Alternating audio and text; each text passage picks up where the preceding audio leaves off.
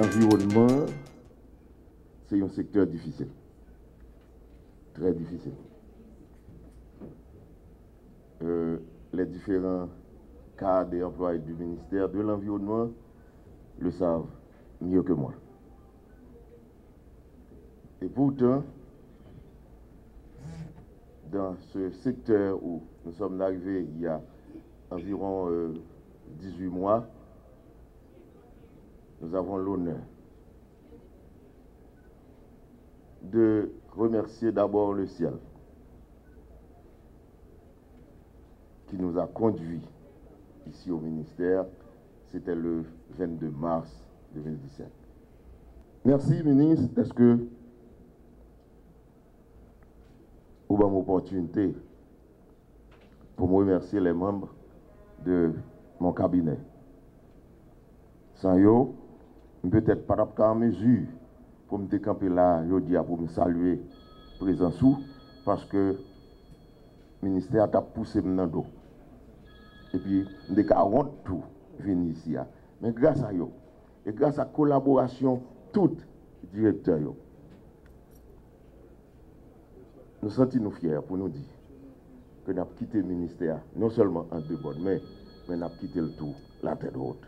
J'éprouve un réel plaisir à prendre la parole ce matin à l'occasion de mon installation en qualité du nouveau ministre de l'Environnement.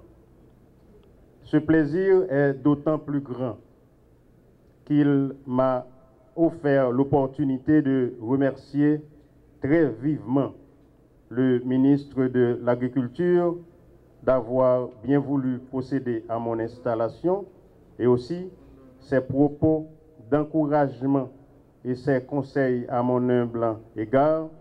Je voudrais lui demander solennellement de transmettre tous mes sincères remerciements à son Excellence, Monsieur le Président de la République, Jovenel Moïse, et le Premier ministre, Jean-Henri Séyan, pour la confiance placée en ma personne en me nommant à la tête de cet important ministère. Je profite également de cette occasion pour saluer le travail accompli par mon prédécesseur, mon cher ami PSG, dont les multiples initiatives vont sans doute me guider pour définir conjointement avec les directeurs cadres du ministère un nouveau plan d'intervention compatible avec la feuille de route qui m'a été assignée par le Premier ministre.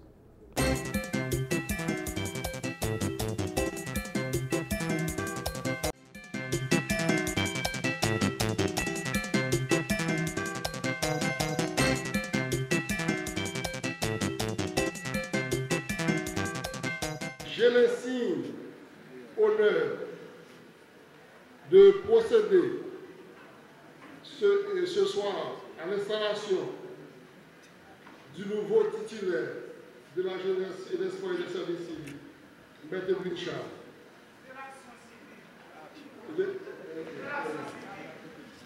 De l'action civile, M. Edwin Charles.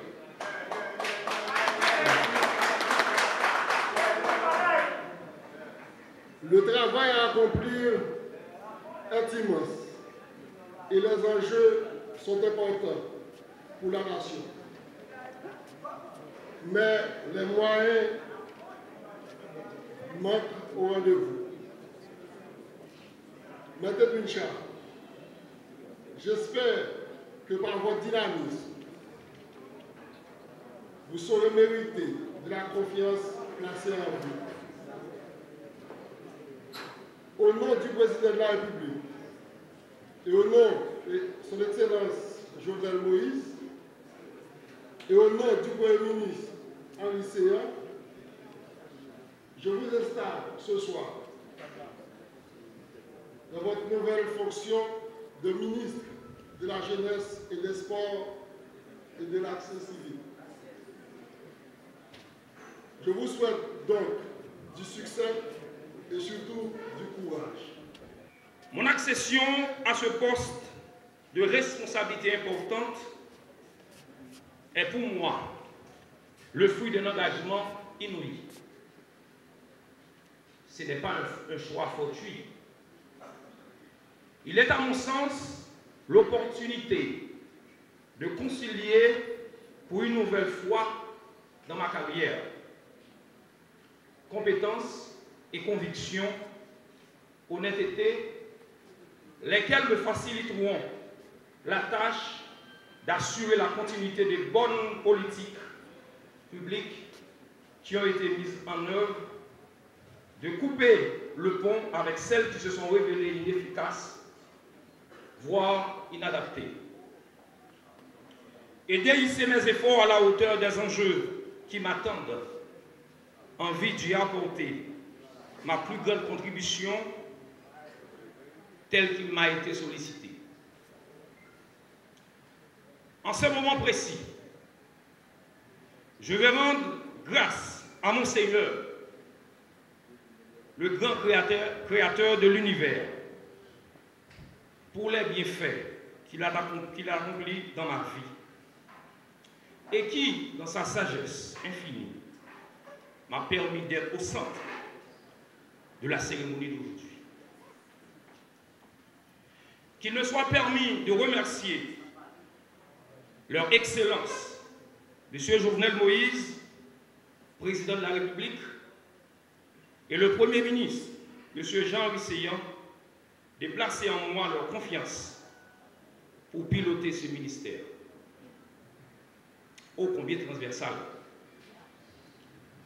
dont la mission touche à une triple dimension, et que, sans une parfaite appropriation de cette dernière, le développement endogène demeurait hypothétique. Soyez donc rassurés, collègues en blanc, de ma détermination à me mettre au service du pays dans un esprit d'abnégation, de loyauté, d'intégrité et d'humilité.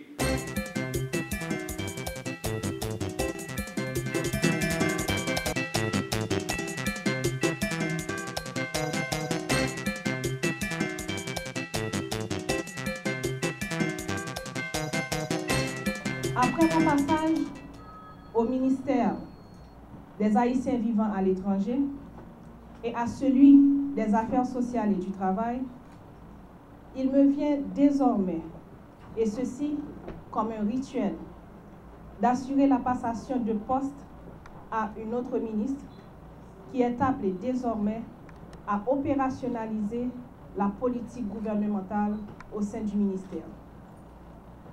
Je tiens tout d'abord à rendre grâce au Tout-Puissant, mon Créateur, pour les bienfaits dont il me gratifie chaque jour. En ce moment solennel de passage de témoins qui nous réunit ici cet après-midi, je suis animée d'un double sentiment. D'abord, un sentiment de reconnaissance à l'égard de son Excellence, M. Jovenel Moïse, président de la République, chef de l'État, qui, après m'avoir confié la responsabilité de diriger successivement le MAVE et le MAST, a cru de m'offrir l'opportunité de servir encore mon pays dans une autre fonction, celle d'être ministre en charge des droits humains et de la lutte contre la pauvreté extrême. Je veux à présent exprimer ma reconnaissance à toutes celles et à tous ceux qui ont collaboré avec moi pendant toute une année et m'ont permis de travailler au redressement du MAST. Le gouvernement de la République attend beaucoup de vous, mais aussi la population attend beaucoup de vous. Donc, il y a de grandes attentes par rapport à votre arrivée au niveau du ministère.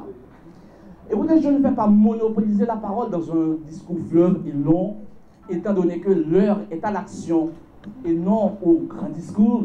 C'est acta non verba. Pourquoi, Madame la ministre? en vertu des pouvoirs qui me sont conférés par le Premier ministre. Je vous donne donc la clé des lieux du ministère pour exercer vos fonctions en tant que ministre des Affaires sociales et du Travail. Je vous présente donc la nouvelle ministre, Madame Pauline Génin. Merci.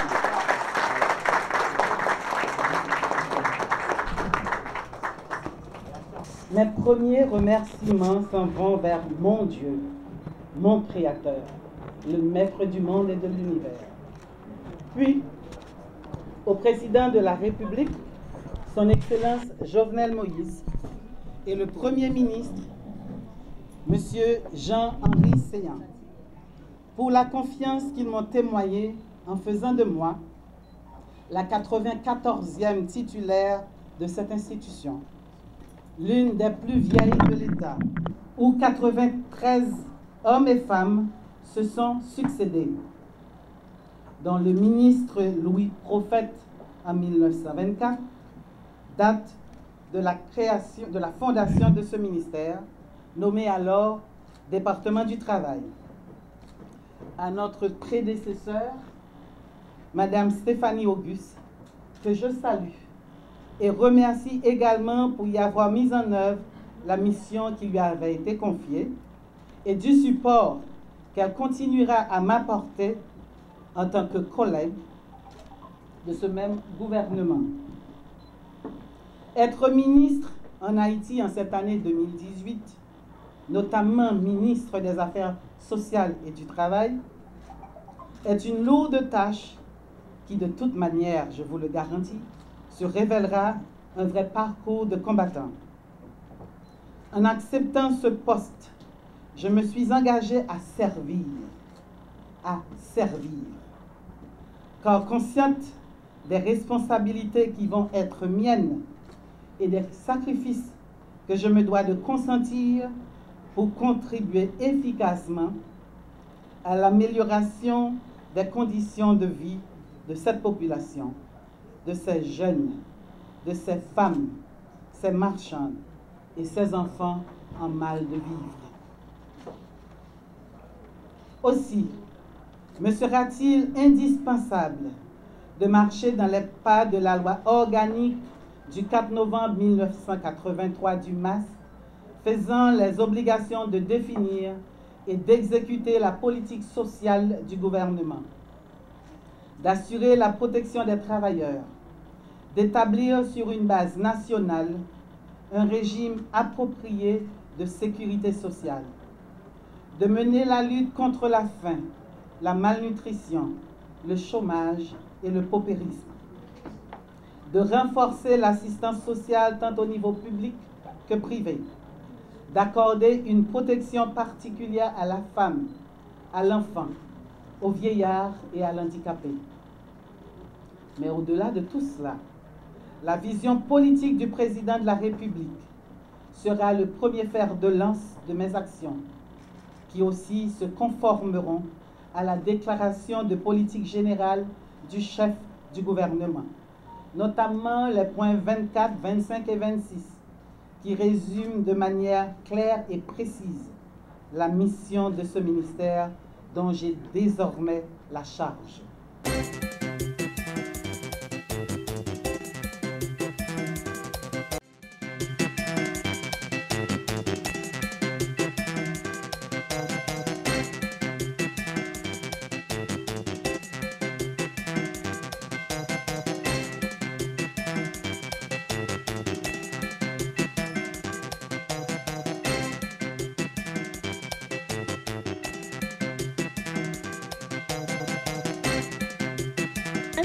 De la nouvelle ministre, Madame Evelyne Saint-Ville, à qui j'ai l'honneur de remettre les rênes de ce ministère, combien important pour ce pays.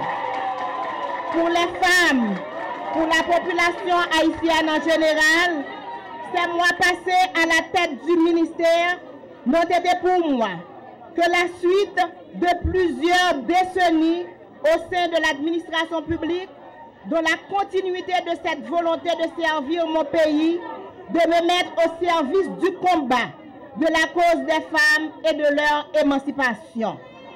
Cette opportunité qui m'a été offerte par le président de la République, son Excellence Jovenel Moïse, et l'ex-premier ministre, le docteur Jacques Guy Lafontaine, m'a permis d'être dans les plus hautes sphères de décision afin de contribuer à l'amélioration des conditions de vie des femmes et des filles de ce pays. L'établissement d'une société juste et égalitaire demeure la pierre de lance du développement durable d'Haïti. Grande est donc ma gratitude de cette marque de confiance que ce gouvernement avait placée en moi dans un contexte socio-politique particulièrement délicat. Je suis encore reconnaissante du plein support que mes anciennes collègues ministres ont fait montre à mon égard, sans oublier les différentes personnalités de l'État et des institutions avec lesquelles j'ai eu à collaborer. Chers cadres et employés du MCFDF, vous allez continuer à vous mettre au service de la population, en particulier les femmes qui vont exiger de vous une oreille attentive à leurs justes revendications. Madame la ministre, Madame la nouvelle ministre, l'heure est à l'action concrète. Et au nom de son Excellence, le président Jovenel Moïse, et au nom du chef du gouvernement Moïse Séan, je vous invite, Madame la ministre Saint-Ville, à prendre officiellement la charge du MCFDF tout en vous souhaitant du succès dans vos lourdes et patriotiques fonctions. M'a présenté nous ministre là officiellement et m'a souhaité bon courage à bon succès.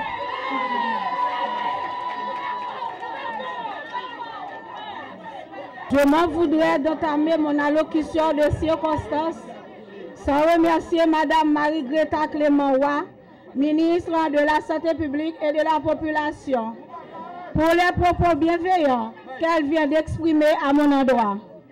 Et sans oublier les conseils salutaires qu'elle m'a prodigués en procédant aujourd'hui à mon installation à titre de ministre à la condition féminine et aux droits des femmes.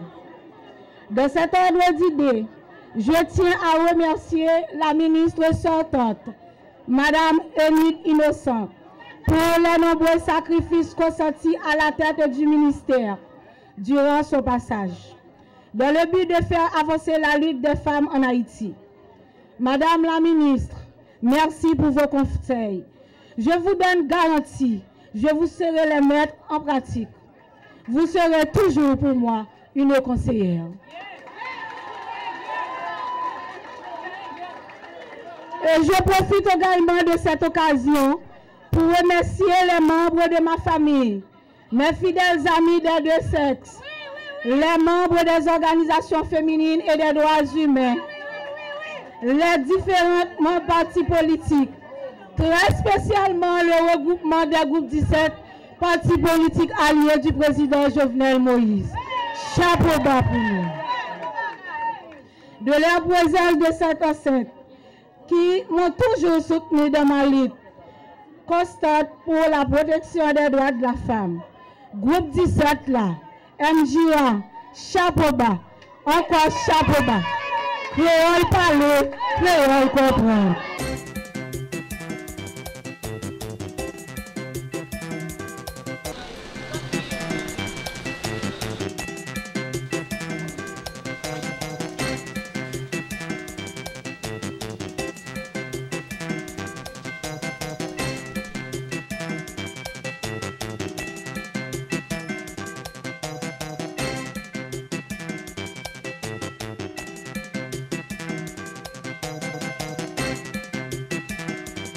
Bienvenue au nouveau ministre, M. Gilles. Et bienvenue également à chacun de vous ici.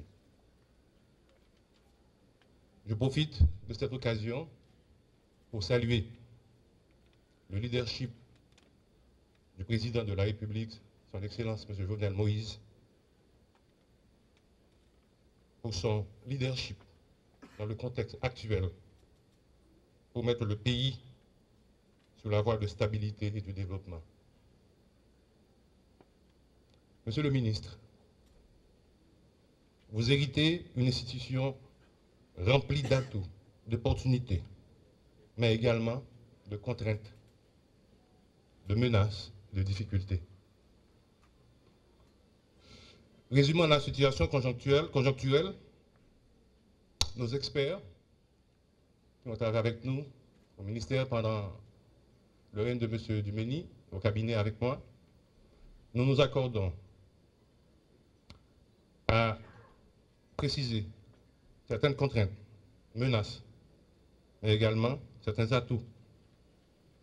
Monsieur le ministre, je vous garantis, comme vous avez pu écouter le DG et le MC, le maître de cérémonie, je vous garantis que vous allez trouver une équipe dévouée et une direction générale qui a toujours fait montre d'un leadership et d'un dynamisme extraordinaire et inspirant, qui saura vous briefer plus longuement. Vous allez choisir d'élaborer avec les consommateurs des règles pour la traçabilité des produits et leur permettre ainsi de choisir en toute sécurité l'article dans lequel ils vont investir sur la base d'informations correctes. Puisque l'évaluation sera le maître mot dans le progrès que ce ministère accomplira, des indicateurs vous aideront à améliorer vos initiatives. Compte tenu de vos expériences de l'administration publique déjà, parce que vous êtes un ancien ministre des Affaires sociales, vous avez, je pense, les capacités d'atteindre les objectifs ambitieux, mais réalisables, visés par l'exécutif.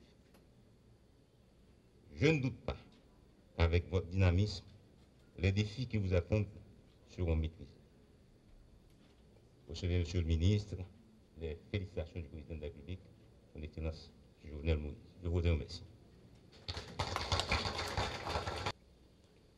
Je vous prie, Monsieur le ministre Caillot, de bien vouloir transmettre mes remerciements à leurs excellences, Monsieur Jovenel Moïse, président de la République, et à Monsieur Jean-Henri Séan, Premier ministre, d'avoir fait choix de ma personne pour diriger les destinées du ministère du Commerce et de l'Industrie sous une administration de plus en plus engagée à faire face aux grands défis de l'heure et à résoudre les problèmes cruciaux auxquels le pays se trouve confronté.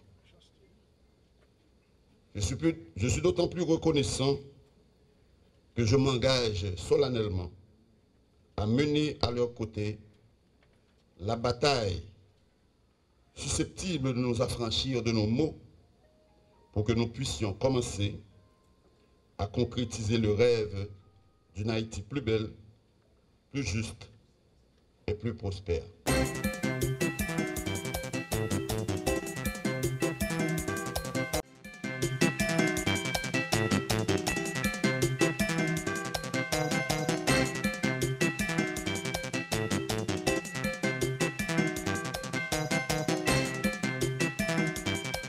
Je remercie le président de la République, son Excellence Jovenel Moïse, qui m'avait nommé ministre de la Planification et de la Coopération externe au sein de son administration politique. J'en profite pour saluer la dignité et la loyauté qui habitent son premier chef de gouvernement en la personne du docteur Jacques-Guy Lafontaine.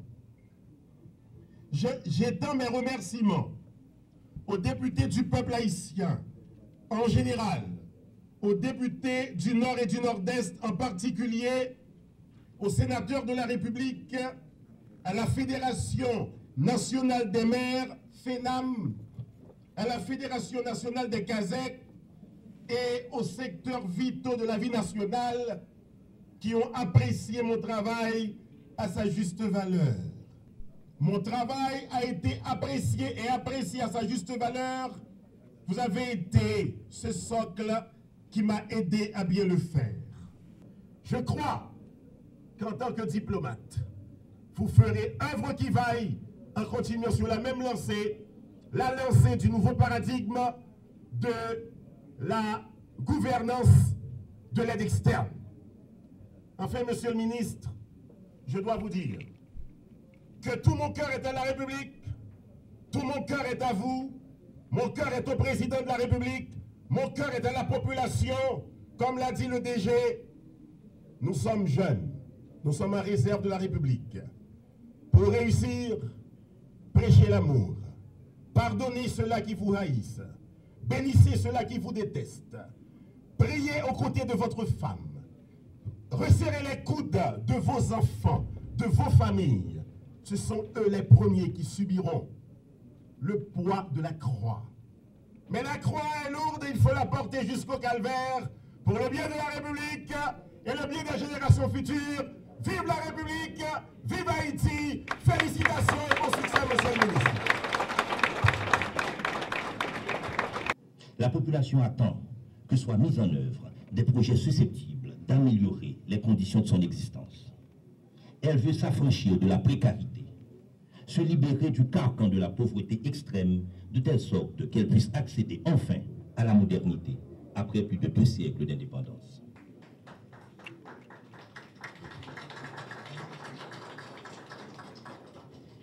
Sur ces entrefaites, il vient enfin le temps de concevoir au profit de la nation des projets ambitieux, soigneusement conçus, susceptibles de résorber le chômage, d'éradiquer la faim, d'encadrer notre jeunesse, de développer et de moderniser nos infrastructures.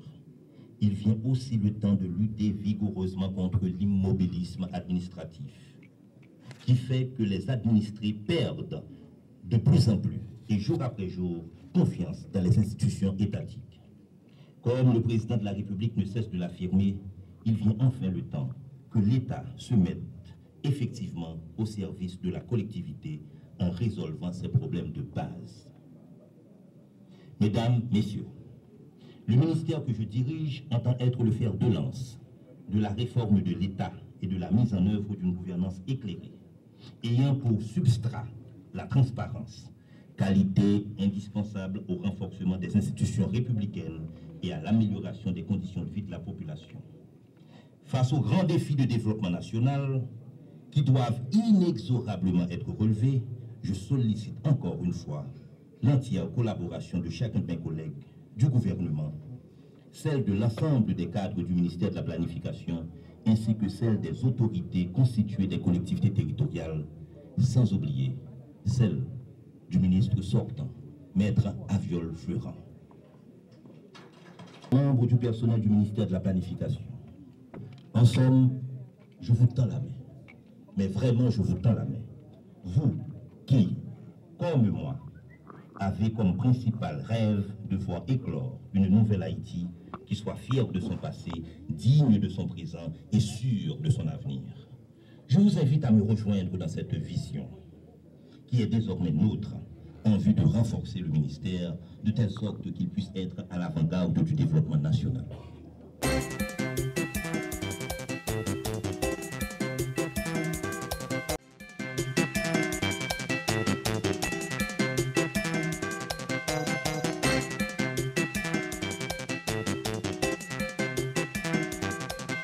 Demandé envoyer ministère à aider à développer le tourisme là. Puis il travaille dans les conditions, il travaille là. Et que le pas permettre de tout faire tourisme dans le propre pays. Question si là, moi été posé tête moi sans arrêt et moi été joué une réponse là. L'autre pays a développé la caillou. Il pas pensé à nous-mêmes en premier lieu. Il pensé d'abord à citoyens qui vivent la caillou et ils créé parc d'attractions, parc d'animation, cinéma, théâtre, restaurant et latrier, tout ça qui pour divertir les gens qui vivent dans le pays. Car ce n'est pas esclave. Il faut que les citoyens travaillent dur, épanouissent, jouissent la vie et prennent plaisir. Si vous vivez mal, ou pas carrer les autres vivent dans la mal cité où vous vivez. Nous ne pouvons pas continuer à être tant ces blancs qui peuvent venir pour nous servir en tant qu'esclaves. C'est pour nous-mêmes tout. Nous jouons la vie, nous. Nous avons des gens dans la bouche, nous. Et nous avons toute notre nation, nous connaissons ça, Haïti. Haïti pam nan, Haïti pa ou la. Haïti nous tout ta mais vivre la donne nan, sans cœur sauter, sans la peine avec la misère. C'est ensemble pour nous mettre tête nous, pour nous travailler pour la vie meilleure. M'a demandé employé ministère tourisme pour te coller avec nouveau ministre là. Bali bon gens support avec encadrement pour nous aider dans travail li. Chayla lou, mais faut que nous aider le potel. On souhaite le succès dans travail li. Jodi a m'a coupé bien bas pour me saluer nous toutes et pour me rappeler nous premier saut par saut n'a pas levé camper de bout. M'a parlé à que content parce que me connais jodi a révolution tranquille a commencé. Ça fait touristes, c'est ça fait tout le monde. Merci. Bienvenue. Monsieur le directeur général, mesdames, mesdemoiselles, messieurs, les cadres et employés du ministère du Tourisme, je vous exhorte à mettre votre science et votre conscience au service de cette institution et à suivre scrupuleusement les instructions de votre ministre. C'est ce sentiment d'appartenance qui doit guider chacun de vos actes durant tout le mandat de la nouvelle titulaire du ministère du Tourisme. Madame la ministre, je vous invite donc à prendre officiellement la charge du ministère du Tourisme. Bon succès à vous, car je demeure convaincue que vous allez tout faire pour respecter les engagements pris envers la nation et envers les autorités qui vous ont fait confiance pour conduire les destinées de ce ministère. Donc, mesdames, messieurs, je vous présente officiellement la ministre Marie-Christine Stephenson, investie de ses pleins pouvoirs aujourd'hui. Je remercie le chef du gouvernement, son Excellence M. Jean-Henri Séan, Premier ministre de la République d'Haïti, d'avoir fait appel à moi pour l'accompagner dans la mission qui lui est confiée dans un contexte extrêmement difficile. J'assume aujourd'hui la prestigieuse charge du ministère du Tourisme et des Industries créatives.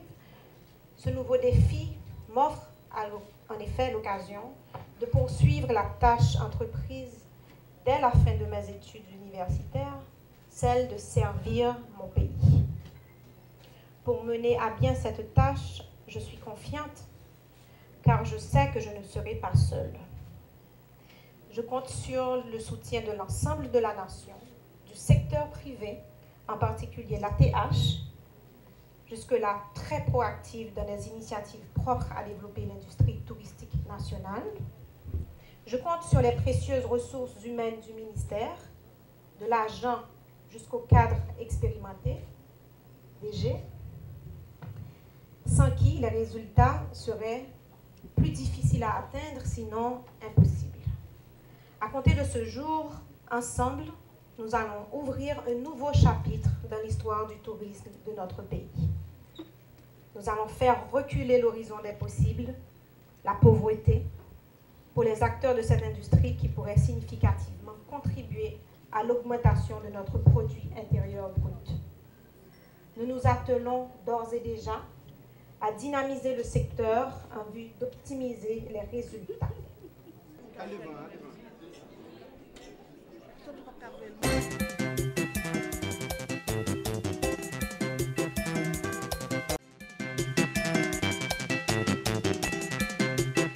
Permettez-moi d'abord de remercier Son Excellence le Président de la République, M. Jovenel Moïse, ainsi que le Premier ministre Jacques-Guy Lafontan pour m'avoir donné l'opportunité de servir mon pays et de collaborer avec eux au plus haut sommet de l'État en tant que ministre de la Culture et de la Communication.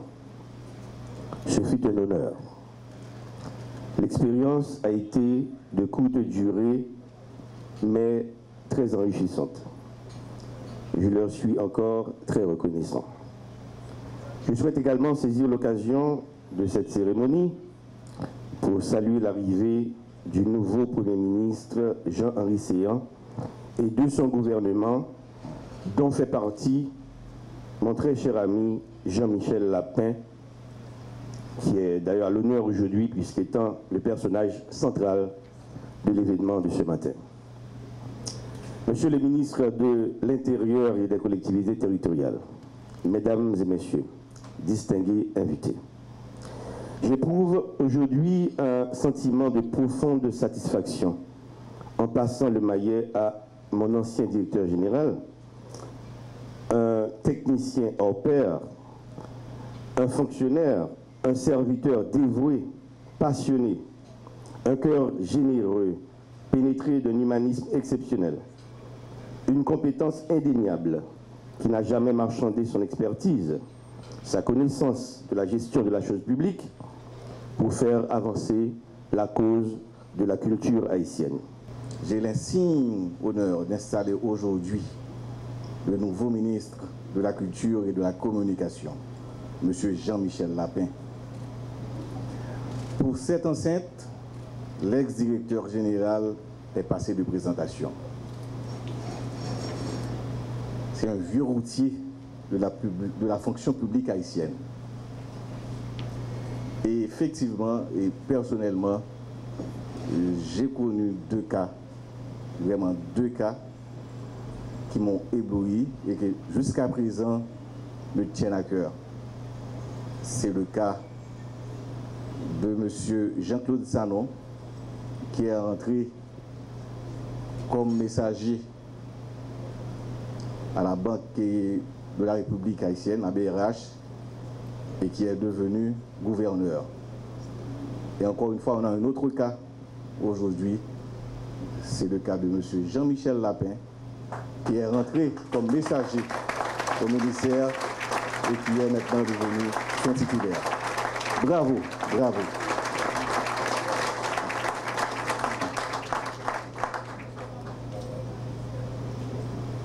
Le ministre Lapin a bien compris les responsabilités et les enjeux qui sous-tendent en acceptant de diriger cette fois au niveau le plus élevé cette institution aussi importante de la République. Permettez encore une fois d'adresser mes remerciements à son Excellence, Monsieur le Président de la République, Jovenel Moïse, et le Premier ministre, Jean-Henri Séan, d'avoir fait choix de moi pour être de nouveau titulaire du ministère de la Culture et de la Communication.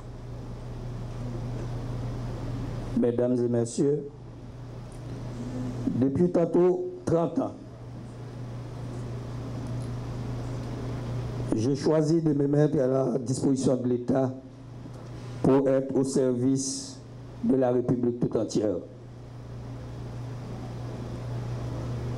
30 ans à servir dans le secteur culturel et depuis, j'ai vu, j'ai vécu et j'ai compris. J'ai vécu de bons moments et aussi des mauvais moments dans toute ma carrière de fonctionnaire public. De mon premier poste de messager jusqu'au poste de directeur général.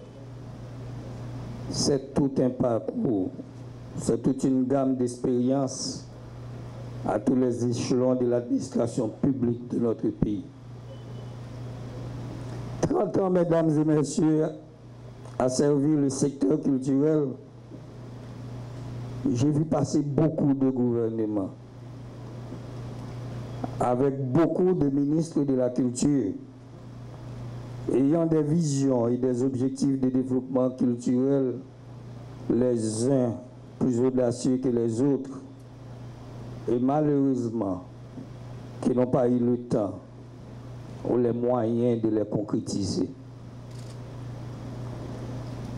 30 ans à servir dans le secteur culturel, j'ai compris aujourd'hui, mesdames et messieurs, ex-ministres et directeurs généraux de la culture, ex-directeurs généraux et directeurs généraux en fonction des organismes autonomes et techniquement déconcentrés, personnel technique et administratif, en m'inspirant des paragraphes 25, 27, 29, 30 et 31 de la déclaration de la politique générale du Premier ministre, son Excellent Jean-Henri Séan, que le secteur a besoin de nouvelles leaderships que j'ai pris la liberté d'appeler le grand consensus sectoriel de l'heure. Ce consensus, mesdames, messieurs, qui permettra ensemble d'entamer le programme cadre de réforme de l'État pour des administrations sectorielles des services publics. Ensemble, mesdames et messieurs, trouvons le mécanisme consensuel pour rénover le cadre légal et harmoniser les missions et attributions des structures déconcentrées du secteur qui sont entre autres les bras techniques du ministère en vue d'assurer une meilleure gestion de proximité et de fournir des services de qualité à la population.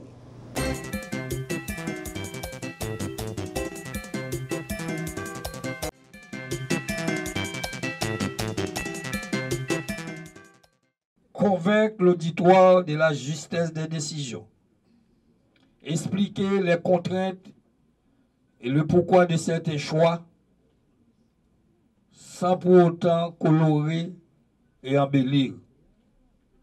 Dire vrai, dire juste, en évitant de tomber dans la plate propagande. C'est en peu de mots ce qu'attend de cette secrétaire, l'exécutif. Vaste programme, en vérité, de la réalisation dépendra de l'implication de vos collaborateurs à qui il est solennellement demandé de vous apporter leurs compétences, leur savoir-faire et leur disponibilité. Faites également bon usage des médias d'État, dans la mesure où vous leur aurez donné l'orientation convenable en leur rappelant surtout leur mission. Informer, former et distraire par la promotion de la culture haïtienne. Soyez persuadés, monsieur le secrétaire d'État, de la collaboration agissante du ministère de la Culture et de la Communication pour vous aider à bien mener votre mission. D'ailleurs, votre réussite sera nôtre. Votre réussite sera également celle des cadres d'ici qui vont vous seconder dans cette tâche exaltante. Bon succès et bon travail. Permettez-moi, mes chers convives, de vous remercier de votre présence et d'exprimer ma gratitude envers le président de la République, son Excellence M. Jovenel Moïse, et le Premier ministre, M. Jean-Henri Séan, pour la confiance dont il m'honore en me confiant cette responsabilité. Ma mission, comme vient de le préciser le ministre de la Culture, mon ministre de tutelle, consiste à coordonner la politique de communication publique du nouveau gouvernement. Entendez par là la mise en place de stratégies et d'actions découlant d'un plan bien ficelé, élaboré à partir de modèles de communication qui tient compte d'un diagnostic de la conjoncture. Communication, fonctionner même genre toute l'autre science. Et chercher à comprendre le phénomène, évaluer la situation et puis proposer des solutions à partir de modèles qui sont adaptés à la réalité qui est présentée. Parce que ce n'est pas dans le ciel où on déploie une stratégie. Il doit considérer l'environnement social. La réalité qui est devant nous là, demander chaque action, communication, inscrit à la fois dans une perspective efficace avec un modèle dans l'idée pour atteindre l'objectif qui fixe à partir des résultats diagnostiques qui étaient réalisés sur la situation communicationnelle. Mesdames, Messieurs, certains acteurs, pas des moindres, plaçaient les événements de juillet dernier comme la conséquence d'un problème de communication, alors que des spécialistes croient qu'il s'agissait de préférence d'un choix de communication inadapté. C'est donc un secret de polichinelle, mais aussi un débat. Dans leurs interventions hier matin au Palais national, Au moment de remettre les ampliations de nomination aux nouveaux membres du gouvernement, le président de la République ainsi que le Premier ministre ont insisté beaucoup sur la notion de transparence. Autant saisir en son envol ce concept de transparence pour annoncer officiellement que nous avons choisi le modèle de communication de transparence dans le cadre de l'articulation du document référentiel de communication publique du gouvernement.